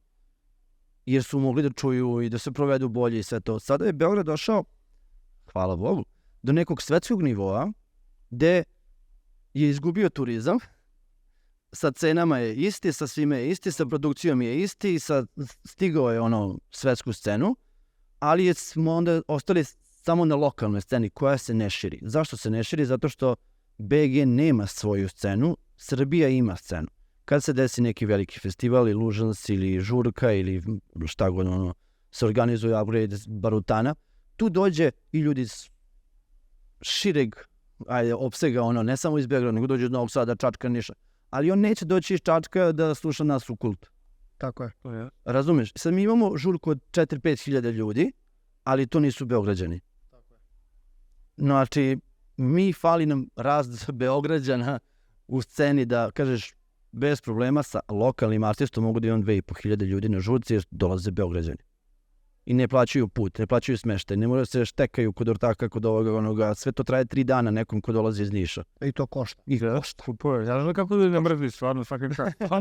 Tako je, tako da mi realnu sliku nemamo, a ono što se pitao internacionalno, izgubio sam totalno trag šta se dešava preko. I ja iskreno. Mislim, sve što gledamo, mi sve što vidimo, nama je sve isto. Ono što smo pričali sa Nemanjom Kojeusom skoro, jeste da je rekao da često radi na istim mestima, što je ekstra po njega. Znači da je dobro odradio DJ set, ono što kažem, DJ te vraća, pa produkcija i sve to. Ali kaže, nema ništa novo da se otvara. Ti uvek već 2 ili 3 godine obilaziš iste klubovi, samo praviš svetske turneje u krug. Kako dođe zima, tako si u Argentini, kako dođe leto, tako si u Evropi, kako dođe neki prelazni period, tako si u Aziji, u Indiji. I nema novih promotera, nema novih klubova, tako da verujem da je preslikano ono. A za primjer, nešto je bilo podatak su u Engleskoj zatvorili nešto bezbedno. 2000 kluba. A nije, 600, ali to je u Londonu je zatvoreno 600 klubova. Govorim, u Engleskoj celoj, Mada. što je lik što je pričao na podcastu, ali tako, što je govorio da koliko im je clubbing izumreo posle korone isto. Dosta, a mislim što su Shady, oni na primjer dosta odu na Ibicu i žive se i onda se vrate. To je ima. To je malo Vidjeti im skočila scena. Prosto je svima skočila scena. Sad ono što je jedina gdje mi vidimo gap i pukotinu jeste da možemo da radimo za 1000 evra. Znaš kao da ćemo mi da prihvatimo neku cenu, ali ćemo pokazati svetski nivo ono, sa DJ setom, sa produkcijom i svemu. Samo sada treba da kroz naš management, kroz exit i ekosistem da dođemo do nekih inostranih booking agencija koje će da rade na tome da tebe prodaju nekom klubu ili festivalu. Vrtili ste pre svega na brojnim freedom eventima, to mi je jako drago, ni Illusions, Casablanca, Camelfat, Kult, opet ste vrtili na Exitu, znači svuda vas ima, bili ste radili na Umagu, u Antali, ne znam gde ste već i puštali još i na Adi Bojani. Da će biti neki inostranih gostovanja u budućnosti sad, kao kapiram, baš zbog celog vašeg kombinovanja, koji vam je plan kao za dalje? Pa hoće, ja kada sam rešio da odem u Novi Sad, ljudi su znali čime se krenuo se bavim i koliko je to ozbiljno. Tako da uspećemo da hendlemo sve i da nekako datume poređemo da to ne trpi. Evo sad prvi sledeći inostrani gig koji imamo je baš veliki za našu karijeru, to je Amsterdam Dance Event. Kromno. Da, to nam je baš posrećni zbog toga da smo uspeli za 2,5 godine da dođemo od toga da ćemo u Kranu na Exetovoj žurci vrteti sa Hocinsom. Mislim, to je stvarno ozbiljna stvar za nas i ozbiljan poziv. Svi znaju šta je Amsterdam Dance Event. Nema potrebe ni pričati toliko o tome, ali te neke stvari, ta neka redovna putovanja se nadamo da će krenuti od aprila, jer nekako nije ni realno bilo da sve to kao u 2,5 godine bude. I dobili smo ozbiljan slot na Dance Areni, gde si imao priliku da vrtiš svoje trake, gde imaš dobra videa, gde je pre kraj našeg slota već bila puna Dance Arena, u danu kad je Arbat, tako u danu kad je Argy sa Vintage Culture, dan pre toga bio Karl Cox, stvarno je ozbiljan line-up bio i imao si mesto svoje. Ljudi negde ne kapiraju koliko god misli da ti to kao zaslužuješ, jako je teško upasti na takav neki slot da tebi pripada. Tako da ove naše žurke standardne koje će imati all-nightere, Kult i Tunel, to će se naravno i dalje odvijati, a za putovanje to čekamo i Zagreb. Da. To će sigurno biti, ne znamo tačno kada. Jer sad polako sve taj region, da, prosto mora. Čekamo stvarno, i u Zagrebu nikad nismo bili i želja nam je, eto, posle Sistara, tamo smo stvarno napravili ludnicu od žurke i ono je bilo za pamćenje i to ćemo mi prvi pamtiti kako se to sve nekako spontano izdešavalo. I nama su stizale poruke, kad će to Hrvatsku, kad će to Zagreb, stvarno nismo bili nikada, ali to očekujemo do nove godine da se pojavimo u Zagrebu napokon i da tamo odemo da radimo. Da, odlično. Tako da preko je jako teško, kome da pišeš? Odlično. Ne, ali kao kome da pišeš? Sad ti kodeš na Instagram, ja sad našao sam klub i kada dobar dan, nisam i nešto. Prosto za tebe mora da stoji stvarno neko iza tebe da kaže sad radimo na ovome i da bi ti dobio neki slot headlinera, mi smo svesni da mi moramo još uvijek da radimo. Da. Prosto moram, ne sjetam ovaj projekat, cilj je da vas jure, ne vi njih da jure. Naravno. Tako je. Pa to je respekt. Mislim, to je na kraju dana, ne mogu sad da se pojavim negde da ja nekog zovem, pitam, mislim, to je sramota. Ne sramota, nego i u smislu sam sebe obaraš. Tako je. U cenu. Pa na to mislim. Da, prosto nema tu težinu. Da. Ljudi ne kapiraju mislim, ja sam u tom digitalu dosta i mislim, i da znam kad ljudi šalju poruke, kao, mi sad različite fore, neki DJ-e misli su pametni, pa kao, sad mi je slobodno ovde, kao da se dogovorimo ili čovječe, ti šalješ nekome na Instagram stranici kluba, to je samo ovako move to general, i to je to. Delete. Da, jer znači, niko s time ne bavi ozbiljni, svi šalju tako što njihova agencija pošalje mail. Jako je bitno da mlađi trebaju to da rade, ali kad postane mlađi, novi, da kažemo novi, trebaju to da rade i moraju to da rade da bi postali vidljivi, pa 3. put, 5. put kad zableju u kultu, pa upoznaju ovog onoga, pa ovaj sljedeći put ga vidi tu, pa će mu reći u jednom momentu nema, brate, šta radiš za 2 vikenda? Ok, oni moraju to da rade, mi nekako ne bi to više trebali da radimo jer obaramo brand. Da, jer mi sada trebamo da čekamo i da radimo na tome da čekamo i da radimo na nekim drugim stvarima kako bi dobili bolje, ozbiljnije slotove, jer mi vijamo prvu nemačku ligu. Ok, ne vijamo trenutno, iako želimo da... Švajca zloš. Tako je. Pa jeste prosto... težiš ka nečemu, znaš. Jako je bitno da se osvoji taj region. Mi smo puštali u Skoplju, u Crnoj Gori na Adi Bojani, u Hrvatskoj u Puli i na Umagu. U Bosni još nismo radili. Da, mi u Sarajevu nismo bili, a stvarno ljudi nas isto pišu i jedno čekamo da idemo u Sarajevo. Sarajevo nema toliko mesta za klub. A ima, dobri su, baš su dobri. Sarajevo je, da. Mi smo skoro baš nešto u Sarajevu, prošle godine su mi kukali u smislu fali nam još eventa. Radili smo na Fresh Wave-u. Da, nismo tamo u Sarajevu, znaš, nismo radili Zagreb, nismo radili tako gomilu nekih stvari gde bi volili da kao se pojavimo i da pokupimo početničku masu neku da imaš 300 ljudi, ne mora da bude 2.500, 3.000, 5.000 ljudi ili ne znam ni ja šta. Želimo da se ispromovišemo kroz manje klubove, manje eventove, da pokupimo da ljudi dođu, onako možda malo bojažljivo kao što se desilo na Umagu, pa se zatvorio ulaz jer se blokirao na ulaz koliko je ljudi bilo. Jer smo mi za 2 sata uspeli da koji ljudi koji prolaze, ostanu. Tako da je to taj cilj neki, ajde. Bukvalno je to bio proces. Da. Koja je najbolja žurka na kojoj su puštali? Pa ja volim samo all-nightere. Duiš, tunel. Moja, naša omiljena, ajde, možda i moja, ne znam da li njegova, je tunel all-nighter poslednju zimu. To je bilo nerealno što se tamo desilo. Majke mi, ja i dan danas, kad pričam i sa Runijem i s ljudima iz Novog Sada koji su bili, ja samo znam informaciju da je u jednom trenutku toliko ljudi ostali ispred na ulazu i nisu mogli da uđu, da je to bilo strašno. Jer mi sad, ti nemaš predstavu sa pulta, ne vidiš, tamo je mrak u tunelu, bili ste vjerojatno, i ne vidiš ljude tamo iza. Ta energija koja se tamo desila to veče i šta se tamo desilo to veče, stvarno, evo, iskreno, ja to te i muzika koju su mi izvrteli i način na koji su mi to izvrteli. Sećam se da smo ugasili negde oko 5 i nešto i pale se svetla i sad ti odjednom vidiš pun klub skoro. Ti mrake ne vidiš i samo neki lik ovako iz masa viče šta ćemo sad? I šta sad? Šta bi sad rekao i sad ne znam, kući idemo i to je to. Ali to i meni je Umag ostao baš u srcu. Umag mi je, jer mi kad smo došli tamo, radili smo na Freedom, se Freedom zove?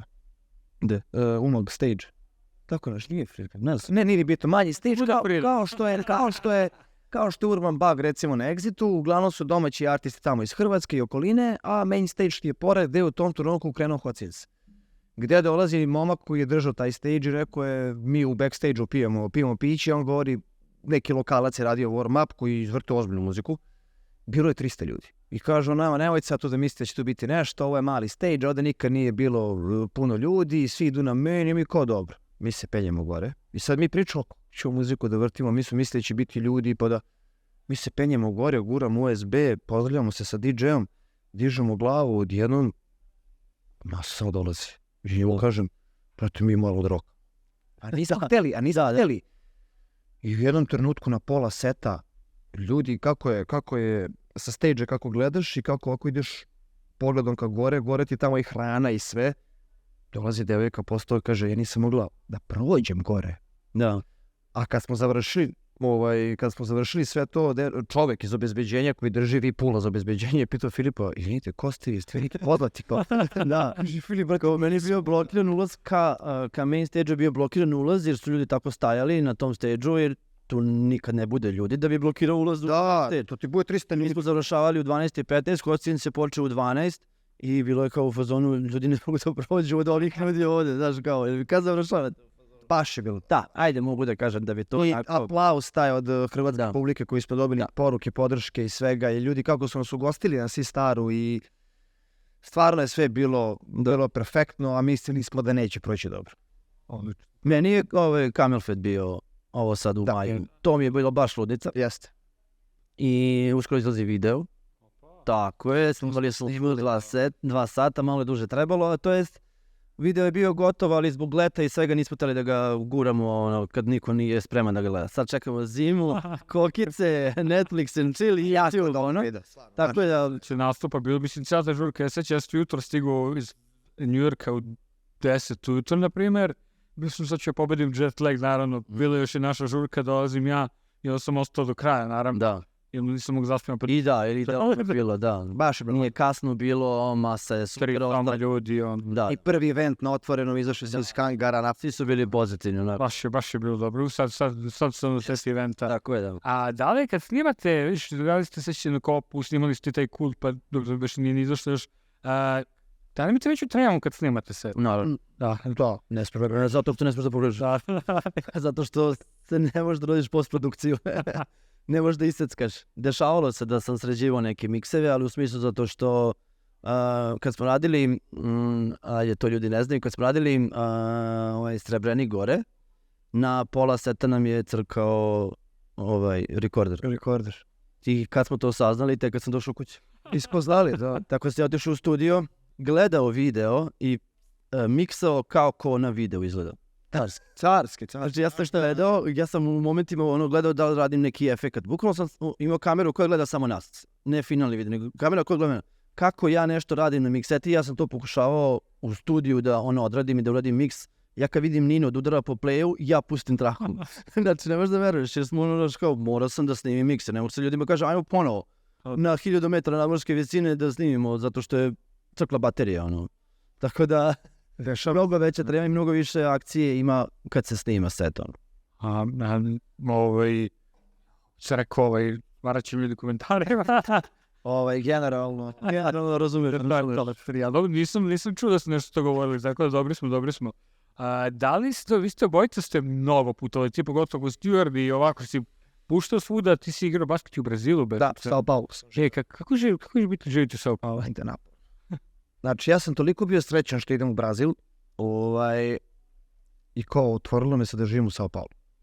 I živeo sam bukvalno u centru Sao Paulo. Mislim, Sao Paulo ima više centara, ali ovo je bio kao glavni paulista. On je bio playmaker, nije bio centar. Ja sam bio. I toliko sam srećan bio što idemo kao u Brazil, Sao Paulo, egzotična destinacija, ljudi kao mi, sve je top, košarka dobra.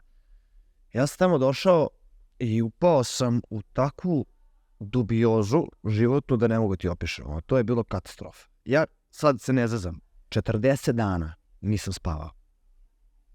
A kad ti kažem da ozbiljno nisam spavao, stvarno mislim nisam spavao. Imao sam, po prvi put sam doživao anksioznost onako ozbiljno. Ne znam iz kog razloga, prosto mi je toliko se sve brzo odigravalo da sam došao, mora se registruješ, ideš u policiju, ideš papiri, niko ne zna engleski da priča. Imam 2 igrača ekipe koji pričaju engleski, niko se ni s kim ne druži, niko neće kafu da pije, a ja imam neko pravilo gdje god odem da igram, nađem sebi bazu dnevnu kafeteriju gdje sam svaki dan pijem kafu.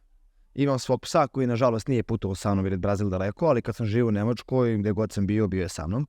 I tu mi je mnogo falio. Ja sam 6 mjeseci sam pio kafu. Niko neće pije kafu. I imaju malo predrasude, jer ti kad si Evropljanin u Brazilu, totalno to drugačije gledaju. Znači ja sam bio jedini Evropljanin u celoj ligi. Znači nijedan igrač iz Evrope nije bio. Znači sve Argentina, Čile, Južna Amerika ili Amerika. Tako da sam baš doživeo onako malo lošiji period, čak sam dobio alopeciju, verovo ili ne, počeo sam brado, gubim to kasnije kroz 2 godine, stres i sve. I bilo mi jako naporno, gde sam raskinuo ugovor krajem decembra i jedno se čekao svratim kući.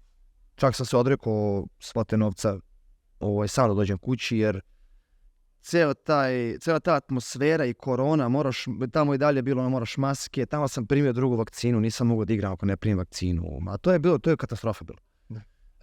I 40 dana nisam spavao. Znači ja legnem u 11 uveče i ovako do 6 ujutru, ali života imao do 6 ujutru, gledam u plafon. Ne mogu da spavam. 40 dana. Gdje su me roditelji zvali svako jutro ili nije 6 sati je razlika i onda kako se ko probudi zove, meni trening u 9. Kako treniraš? Dakle, snage. Ja odem na trening i mene lupa neki adrenalin tamo. I ja to istreniram i rekao, sad sam se umorio, sad ću da idem kući da spavam. Tako 40 dana. Pa realno kad iđeš na ulicu, ne znaš da li ti neko to opljačka. Pa ne znam, da, pritom ne pričamo o stresu, ne to, toga se kao nešto nisam plašio jer rekli su mi drži keš kod sebe, imali $20 i to je to. Ali saobraćaj, ja sam živeo u zgradi koja ima, ne znam, 20 spratova, ja sam bio na 14. Lukiću. To su motori, kola, to samo zuji po ceo dan. Pazi, Beograd ti je naporan, ono ima 22 miliona stanovnika. Da. Ti Sao Paulo treba ti 15 minuta vazdušnom linijom da ga obiđeš. Ima aerodrom u centru grada. U centru grada aerodrom, mislim, to manji i veći koji je malo van nacionalni. ali to je stvarno ludilo tamo. Tako da meni nije prijelo, iako sam se baš radovao. Vratio sam se krajem decembra i ubrzo smo se mi upoznali to sledeće leto i tako se krenulo. Ja ću kratko da se ubacim, dok sam radio za RSB radili smo u New York 3 godine i tamo sam provedio mesečno sigurno 4 ili 5 dana. Muzička scena identična kao u Srbiji. Znači, isti problemi i sve isto. Radili smo u Marquis u New Yorku, neki brodovi, nešto vamo tamo, DJ-evi koji rade, Dean Mickovski ili Francis Mercier, on je puštao u Ben Akibi ovdje pre 4-5 godina, sad je zvezdetina, puštaju u Ben Akibi, iste probleme imao kao i mi ovdje. Čuli je došao iz Amerike za $500 da pušta u Ben Akibi, to je 2 puta došao. I Dean Mickovski isto radi Afro House, radio sa pokojnim Eric Muriljom, radio sa Roger Sarčezom, nema žurke tamo. Tako da mlađi DJ-evi, producenti ili koji dolaze misle da tamo ne ide lakše. Tamo ti samo treba mnogo više love da bi isplivao. Ovdje još i radom i možeš da isplivaš bez novca. Damo ne možeš. Normalan grad da si nalažu, izađeš na ulicu $100. Ma je veća scena, čovječ. 15.000 Imaš kao Brooklyn Mirage, za koji drugi klub znaš u New Yorku? Eto, ja sad gledam gdje da idemo neki klub i bio kao Dennis Fulta, Solomon i bili ovi neki techno, DJ i tako neki koji su svi opet bili kod nas. Tamo jako dobro funkcioniše promoter. Taj promoter koji zna 4-5 hiljada ljudi, u fazonu koji ima svoj mail, koji ima svoju web stranicu za nabavku karata i ti tamo ne ideš po klubovima, nego tražiš promotere iz tog kluba. Čak i onaj Fox, njujorški neka organizacija koja radi u Brooklyn Mirage, tu neki naš lik isto radi tamo. Tako da ti preko njega možda rezervišeš kartu, rezervišeš to, rezervišeš ovo, znaš, dobiješ informaciju od njega. Tamo funkcioniše taj promoterski deo, a ovdje to sve kod nas rade DJ-evi zapravo ili klub, jer je mala scena. Ali ne ide da je što da kažem, Tinder u Srbiji ne funkcioniše, ali u New Yorku jako funkcioniše. Zašto? Zato što ako ja nekog sretam na ulici, možda ga više nikad neću vidjeti i ovdje ću ga sretati u kafeteriji, ovdje se svi znaju. A tamo funkcioniše promoter kao u fazonu, stvarno funkcioniše Ne znam, mnogo smiješna scena, kada si to rekao, bili sad svi nekim drugarima iz New Yorka i baš u New Yorku i oni kažu meni, brate, si ti poznat u Srbiji, da si normalni? Slušao mi kad su oni bili ovdje, mi krenemo po gradu, ja sretan srijed ljudi. Da. Ti u New Yorku i da vidiš nekog onim masu da ja nikad ne vidi. Nema šanse. A sad ti ima sve prednosti i svoje marke. Ti ovdje znaš vlasnika kluba. Ti sad u New Yorku da upoznaš nekog ili u Berlinu kao, ko je vlasnik kluba? Pa ne znam. Ko je vlasnik Brooklyn Mirage, misliš? Kakav klub, Tako da je sve drugačije na toj internacionalnoj sceni. Potpuno sve. Slušaj, evropska scena, toliko ja bih rekao da nije slično, mislim sve zavisi od zemlje do zemlje, negdje je slično, negdje je bolja, negdje mislim, meni napravo sve što ljudi porade kao, kad kažu Beograd je Novi Berlin, već se nije. Jer ti u Beogradu hoćeš da ideš ponedeljkom, gdje ćeš ideš ponedeljkom u Beogradu, u Berlinu imaš 30 žurki, i ponedeljak. U jednoj ulici. Da. U jednoj ulici. Prvo nije ista kultura. To je. Da, prvo ćemo krenemo od toga. Ponašanje ljudi i svega nije isto. Mislim, išao sam u Berlin stalno dok sam živio u Hamburgu i prvo kako se ljudi tamo ophode prema ne samo prema muzici, prema svemu. Ovo je totalno drugačije nego ovdje. Više nego i čuvaju to. Ima to DNK, A onda ćeš početi od strane klubova, što ti kažeš od ponedjeljka do nedelje možda biraš ako se tebi izlazi. Ako ti hoćeš sad utorkom da izađeš, ti imaš gdje da izađeš, mislim. Mi ovdje imamo problem taj što zove folk muzika, tako da ti u kafanu možeš da izađeš u ponedjeljka. Ali ne možeš za clubbing, tako da moramo da proširimo tu scenu. Kod njih isto mnogo veći opet promet ljudi, jer ti koliko turista imaš i sve. Znaš, više nije, to često pričam sa ljudima koji gledaju žurke, ti više i kad daš džabe karte nekome, ne znaš da ćeš onda izađeš, ti imaš džabe kartu, tebi trebaš €50 da izađeš, znači da ti ajde, kad imaš sam zove, ne izađeš tamo. Odnos DJ-a i naše cene karte. Da. To je ono što je nerealno. I ljudi hoće da čuju jako velike zvezde. Sad je skoro bilo neki pool, da kažem, komentari koga bi volio da slušate u domaćoj clubbing sceni. Ljudi su napisali Telo Vas. Da. Svest mora da se promijeni, pa makar i na ovako malo bolniji način, ali svest mora da se promijeni. Nisu realni, znaš, ljudi kukuju, mislim, to skoro, evo, mislim, u telo fasi ovdje vladi, ajde će da vodi napred, ono, 100. Ma mi nemamo para da dovedemo nekog DJ-a koji košta 15.000 evra. Sad je telo vas toliko skočio, plus izvoljavaju da će da ga ti sad, ne, to je... To je okej, ja ću tako. Naravno, da, jedan dana, bože zdravi. Ja ću tako. Ali ti sad sve te artiste, znaš kao je Peggy Gou puštao na 24, ono, pre kog godina. Zato se vraćam na Francisa, puštao u Bena Kimi. NME je puštao u Gladosti. Gladosti, da. Deep Purple, ne Deep Purple, baš ovo je Deep Purple Machine. Kako se kaže? Purple Machine. Deep Purple, nije Purple Machine, ja se izvinjavam, ali oni isto puštaju u Gladosti za ono, prosto moramo da pronađemo mesta i artiste gdje ćemo da slušamo nove zvezde.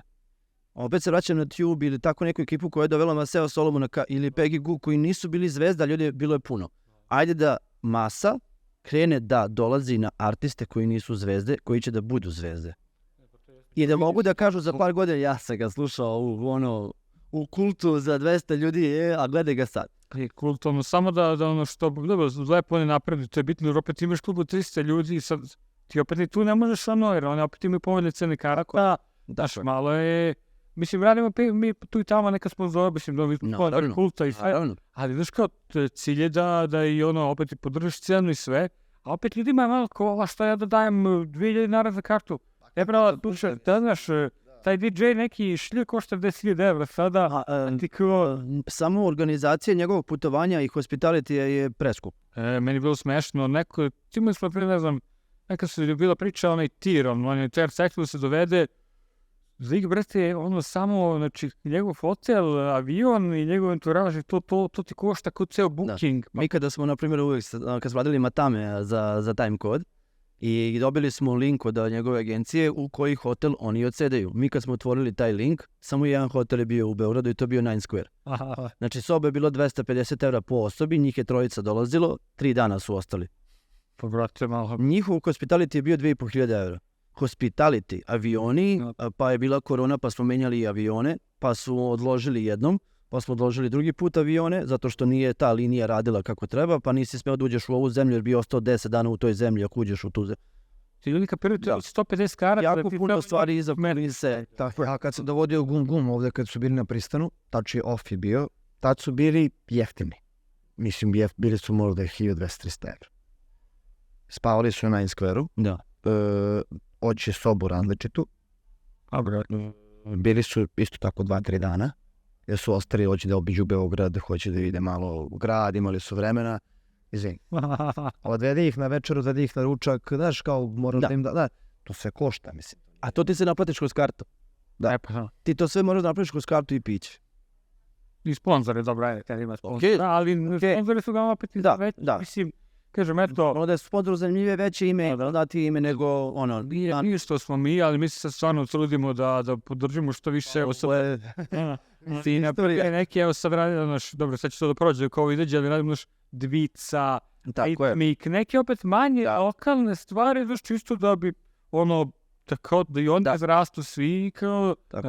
Jer opet to ti pokrije ozbiljan deo troškova, kažem troškovi samo. Ajde uzvučenje, ajde bina, ajde ovo. A ljudi kao, što ne dovedete? Pa pogotovo što ti opet imaš jako mali pool DJ-eva koji hoće dođu. Najveći uvijek priče do novog ono, što ne dovedete, ne znam koga. Liče, brate, vrali smo vrlo koga se zli. Znači, to je Puki lepo rekao, on će da snima za 5 puta veće pare, pa 100 ponuda svuda po svetu, gdje je budžet 1.000.000 evra za bookinga, neko od nas. Ali što bi došao u hladni Beograd kako možda idu u Dubaji? To ne može idu u Dubaji. Da bude na plaži 5 dana posle i da ga ne interesuje i da je tamo i da mu bude... Da. A ne, znaš, oni se gledaju sve. Što bi išao u hladni Beograd u hangar kad mogu da budem... Ne znam... Meksiko, Argentina, što bi došao? Tu je opao taj muzički turizam. I za te artiste koji dolaze, oni su u fazonu, možda je BG nekada bio Berlin. Više nije, nažalost. Jer neko danas u nekom Dubaju možda da za kartu $100 ili 100 eura. Ako ne više, a danas ljudi ne mogu ovdje i on otpada. Znaš da je bio Kontara, za Novu godinu bio, ne znam... Jeste. Svi oni, kao Central Dance, kakav bio, to više nemoguće. Šta misliš koliko Solomon košta prošle godine na Luci Dubaju za Novu godinu? Šta misliš koliko košta? Pola miliona. Pa ne samo koliko je karta koštala. Da. Sigurno 250 eura. Pa najmanje. Najobičnije. Ne, ja znam koliko Salomon sad traži u Srbiju da dođe, što je nemoguće, tako da znam. Tako je. Nažalost, to su neke stvari sa kojima mi kao artisti se borimo sa dnevnim životnim troškovima. Tako je. Plati studio, plati mix i mastering, plati ovo, plati ovo. Znaš, Plati reklamu. To je. A ti ne možeš da, ne da ne možeš, ti možeš, radiš naravno, ali prosto svašta nešto u igri. I sad šta je problem? To smo baš pričali, sad kao kako Inner Sense raste i kao ide u nekom drugom smeru, ti sad više ne možeš da radiš svašta. Kao prve godine. Ti sad moraš da biraš da ćeš da radiš da bi te ljudi shvatali ozbiljno i da bi čekali tvoj I da smanjiš broj eventa. Da ste u kafiću da pušta. To je kao dobar... ne ide. Možeš ti da ideš, ali onda se od starta deklarišeš da ideš u tom smeru. Da. I onda te ne čeka internacionalna karijera i ne ideš ka tome. Nego prosto tu si radiš četvrtak, petak, subota, nedelja i to je to. Da, mi smo izabrali drugi put i sad smo svesni da smo u tom nekom periodu adaptacije gde ne smeš da prihvataš sve, da bi ti... I digao si cenu koju ne mogu da prihvate svi, nego se sad rade drugačije. Prihvatamo lajtere kod nas i veliki pregovori u svemu. Ok, imamo još dva segmenta. Pitanje fanova. Imamo fanove. Fišera imamo. Ja, posle njegovi fanovi. A to su tvoji fanovi. Ti si poznat u Njurku. Čekaj bre, Vidak pita kako pronaći motivaciju. Slušanjem, ajde ti prvi, ajde. Ima ovde u Aromi, imaš u Maksiju na akciji, šalice, pa ne znam, motivacija dolazi, ja mislim, bukvalno iz ljubavi, ali radom održavaš tu motivaciju. Tako da ne znam gde bih pronašao, prosto radiš. Kao i sve, prolaziš motivaciju kao i sve što radiš u životu, kada vidiš da ti nešto ide od ruke, ako to voliš, i tražiš je tamo kad je radiš iz ljubavi. I kad je teško, da kad ti se ne radi, tad najviše moraš da radiš. I najvišu motivaciju dobijemo kad naučimo neku novu stvar u studiju. Da. Ili kad uradimo neki dobar prelaz. I onda kao novi, kao... Ćemo to. Tu je motivacija. Ali teško je, skoro me je pitao druga, kao, brate, kako napravite traku? Odakle ideja za traku? I onda ja kažem, brate, moraš mnogo slušati muziku. Da. I ne samo to sam rekao x puta, ne samo jedan žanr koji ti voliš. Ja sam sinoć gledao film, baš to što je ti rekao da sam mu poslao traku, ja sam sinoć gledao film, Gerald Butler, neki thriller, sad neka scena u pustinji, kreće pesma, ja se raspametio.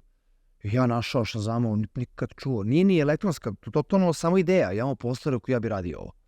Da li će to proći ili neće, mi to vidimo u studiju. To je inspiracija. To je inspiracija, ali motivacija, iz te inspiracije dobiješ i motivaciju, barem ja, znaš, kao tu se tražim, pratiš, slušaš, gledaš.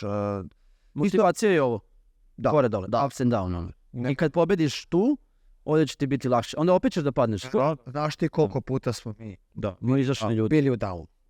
I onda se nađemo na kafi, to je ono što govorim, taj respekt, međusobno razumevanje, ili on u down, ili sam ja u down, nešto, prosto takav ti je period, retrogradni Merkur. To toliko bude teško.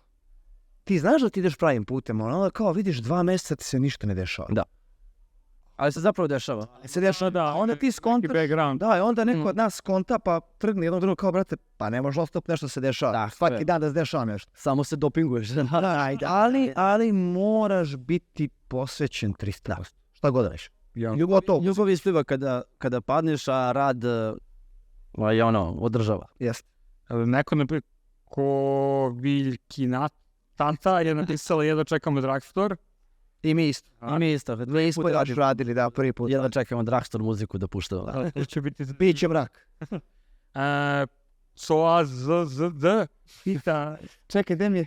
Brate, ovo su pasvordi i dalje za Wi-Fi. Se vidu imena. Carska. S kim domaće scene biste odradili kolab? Pa, spomenuli smo to, trenutno je Kojos jedini koji je u našem, ne kažem rangu, nego u istom razmišljanju, ali opet mi nismo u njegovom rangu. Tako je, on je ispred nas i tako je. Sa Mellerom bi voleli, ali nije istim. Radit ćemo vratno sa IDQ. IDQ smo sada uzeli. Dole ćemo raditi, jako se poštujemo i jako nam je drago što su Puki i kako se zove? Atika, izvini, brate. Ali smo im poslali remix pak, pa ćemo kroz remix, pa ćemo onda možda neko budu raditi. Jako se poštujemo i rade prelep posao i oni i stalno smo u kontaktu i super nam je i baš bi volili s njima tako da uradimo. Odlično, ne, pozdrav i za Mellera i za IDQ Da. i za svoju se, malo pre smo se dopisivali, čekamo te. Nećeš doći. Pita isto to, kad će novi All Nighter? Pa All Nighter sada imamo 2. novembra Tunel, 9. novembra Kult. Spremamo novu muziku. I Taramo Rosavljević pita kad ste opet u Hrvatskoj. To ne znamo. Čekamo. Bili su neki pregovori, čekamo datum.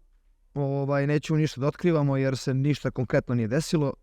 Tako. Ali se dešava. Posle Umaga bila je ta letnja sezona njima na moru, puštali smo u Puli i sad se čeka zimska sezona zapravo u Zagrebu. Tako da samo čekamo moment. Biće sigurno. Biće, da. Biće sigurno. I da završimo s jednom igricom kojom sam ja dočekao.